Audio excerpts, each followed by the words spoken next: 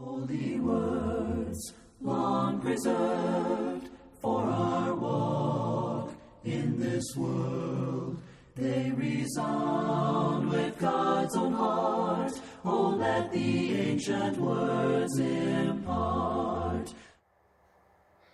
Welcome back to Echoes of Eternity, a journey through Scripture. I'm Douglas Marquardt. In this series, we've been walking together through the prophetic books of the Old Testament, hearing God's timeless call to repent, believe, and be restored. Today, we turn to a small but powerful book that's only 2 chapters long, yet filled with urgent truth for God's people. It's the Book of Haggai. Its central message is summed up in these striking words: give careful thought to your ways. Picture this moment in history. The year is 520 BC. The Jewish people have returned from exile in Babylon, but Jerusalem lies in ruins. The once glorious Temple of Solomon, the very place where God's presence dwelt, is nothing but rubble. 18 years earlier, in 538 BC, a group of exiles had come home full of excitement and hope, and they began to rebuild the temple, but opposition from enemies and discouragement from within brought the work to a halt. Instead of pressing forward, the people turned their attention to building comfortable homes and planting fields and securing their own lives. It's into this weary, distracted, and vulnerable community that the prophet Haggai, now an old man, begins to speak. His passion is simple. God must come first. Haggai's first message cuts straight to the heart. In chapter 1, verse 4, he says, "Is it time for you yourselves to be living in your paneled houses while this house remains a ruin?" And people were busy, yes. They planted much, but harvested little. They worked hard, but it felt like their wages slipped through the purse with holes in it. Why? Because they had neglected God's house. Haggai urges them to give careful thought to your ways. See, it was a time to stop making excuses and put the Lord at the center once again. And here is the remarkable thing. Like so many other prophetic books where God's people refuse to listen, this time the people respond. They rise up, stirred by God's Spirit, and begin to rebuild the temple. But rebuilding wasn't easy. The new temple in its early stages looked nothing like the splendor of Solomon's temple. Those who remembered the former glory, it must have seemed like a poor substitute.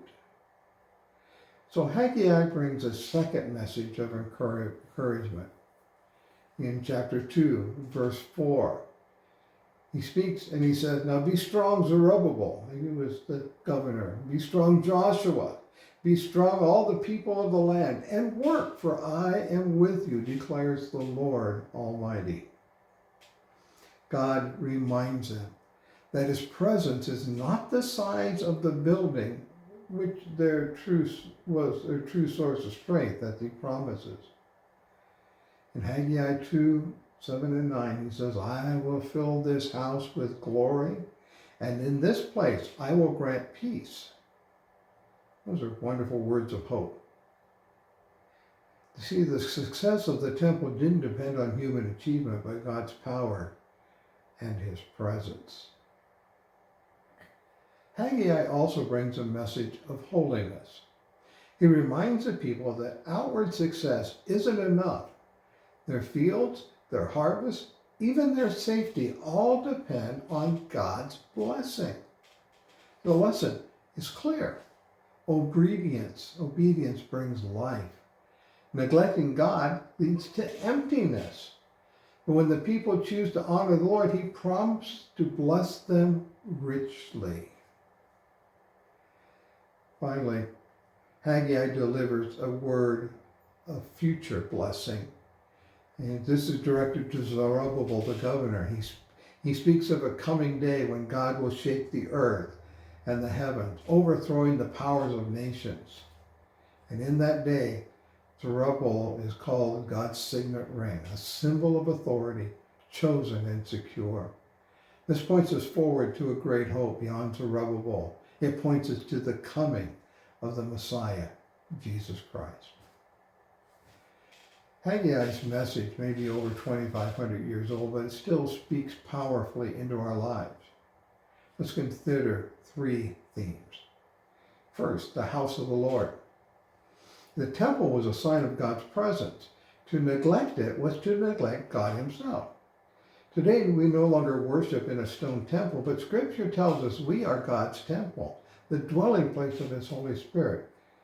Are we the building that build lives that bring glory to him?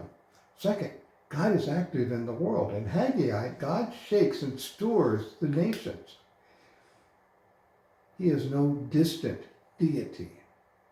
He is actively involved in his people's lives, and he is still today. Third, we have to give careful thought to our ways. This refrain runs throughout his message. It calls us to pause, to reflect, and ask, am I putting God first in my time, my priorities, and my resources? The temple in Haggai's day pointed forward to Christ. When Haggai speaks of the nations being shaken and the house being filled with glory, we see a shadow of Jesus, who is the true desire of nations. At his death, the temple curtain was torn in two, signifying God's presence now dwells not in buildings, but in Christ and through his Spirit in us. Haggai's vision of a glorious, spirit-filled temple finds its ultimate fulfillment in Jesus. So what does Haggai teach us today? It reminds us that we can live, that our lives can become easily cluttered with self-interest, distractions, and comforts, while the things of God get neglected. But when we put him first, when we honor him with our priorities, he promises his presence and his blessing. As Paul writes in 1 Corinthians chapter 3, we are called to build wisely on the foundation of Christ. So let me leave you with Haggai's challenge. Give careful thought to your ways. Thank you for joining me today on Echoes of Eternity, our journey through Scripture. Next time, we'll continue exploring the prophetic books and their timeless call to faithfulness and hope. Until then, may you build your life on Christ, the true cornerstone, and may his glory fill your hearts with peace.